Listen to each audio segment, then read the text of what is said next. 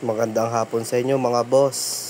Waiting pala tayo dito mga boss ng first booking natin mga boss. Sana makakuha na tayo kaagad. Ayun na pala boss, nakakuha na pala tayo ng first booking natin papuntang Baclaran po. Yan mga boss, na-pick up na pala natin yung una natin booking. Papunta pala siyang Baclaran. Yung shipping fee pala niya 132. Nakakuha na pala tayo yung pangalawang booking natin mga boss. Papunta pala itong Okada. Yan mga boss, na-pick up na natin siya yung pangalawa natin booking. Tara, dali na natin yan mga boss. Let's go! Yan mga boss, na-drop na pala natin first booking natin.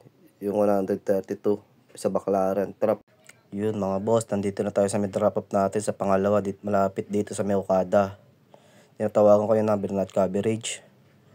Yun pala scammer. Pero bago ko naman pick upin yung mga boss, kinausap ko naman yung pick up doon na tinatanong ko sa kanya kung merong middleman o at direct sa kanya yung buyer. Sabi naman sa akin ng pickup, direct daw sa kanya yung buyer. Walang middleman yung kaya yun, pinick up ko. Nagsinungaling sa akin yung seller na meron palang middleman kasi ang sabi sa kanya ng scammer, wag sabihin sa rider na meron middleman at ang halaga ng item ay 2.5 pero ang totoong price pala ng gown ay 600 lang. Tignan ninyo mga boss. Kinukulit na ng scammer yung seller na send sa kanya yung commission na 1.9. Pero bago ako umalis sa pickup, sinabihan ko talaga yung pickup na wag kayong magsisend ng pera hanggat hindi ko pa nadideliver yung item. Kaya kayo mga seller, wag na kayo kumuha ng mga middleman. Mas maganda talaga direct sa inyo yung buyer para iwas tayo scam at abalas sa mga rider. Tara mga boss, kain muna tayo ng barbecue dito sa McJess, pantagal ng bad vibes sa nangyari. Tara mga boss, biyahe tayo ulit. Waiting tayo sa panibago natin booking. Wait sa nangyari. Pero kasama talaga sa buhay yung boss. Ito na lang boss, waiting na lang tayo. Yun, buti na lang boss, pinasukan tayo ng booking. Ang pick up nito sa Baclaran, abono siya ng 3.6. Yan mga boss, na-pick up na natin. Costume pala yan mga boss, na-pick up natin. Yun mga boss, nakakuha tayo ng kasabay. Papunta rin Mandaluyong.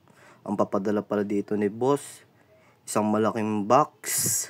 Hanger yung laman. Ayan na mga boss, na-pick up na natin siya boss. Pero nakausap na natin yung drop up na ito boss, na mag-a-add daw siya shipping fee. Tara mga boss, deliver na natin yung una nating na-pick up, yung costume. Let's go!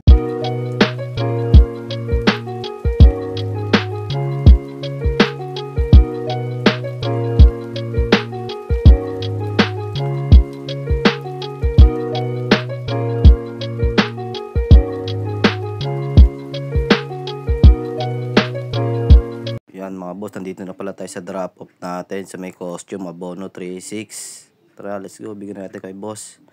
Ang binayad pala dito sa akin ni boss, 250 papunta Mandaluyong. Tara mga boss, punta na natin yung second drop natin, yung hanger. Let's go. Mga boss, hindi na pala natin na videoan yung pagkabigay natin sa drop off, pero binayaran tayo 200. Yun, sakto, nakakuha rin tayo ng booking pa Paranaque, pa uwi. Tara, pick upin na natin guys. Yan guys, na-pick up pala natin yung coffee beans papuntang Paranaque. Yung guys, waiting tayo ng kasabay. Papunta din Paranaque, sana makuha natin. Let's go. Yan guys, nakakuha na tayo ng booking Mandaluyong papuntang Las Piñas. Dito lang din yan sa Manuyudos. Ang abono pala nito 2.1. Ang kukunin pala natin yung trending na chocolate daw galing Dubai. Mahal yan. Tara guys, punta na natin yung una natin na pick up, yung coffee beans papuntang Multi. Tara, let's go. Nandito pala tayo sa Mandaluyong, sa Estrella. Ang ganda rito guys. Sarap dito tumambay pag gabi. Pag gusto nyo pumunta rito, dito lang sa Estrella, papuntang Mandaluyong. Yan guys, na-drop up na pala natin yung pa-multi. Tara guys, punta na natin. Drop up natin pangalawa, yung chocolate. Yung trending daw sa TikTok, 2.1 pala yung presyo niya. Yung shipping pipila niyan guys, 250. Salamat pala mga boss sa mga napanood na itong video na to. Sa mga bagong rider dyan na lalamove, sana nagkaroon kayo ng idea sa mga abono-abono. Ingat kang lagi, ride safe mga boss, I love you.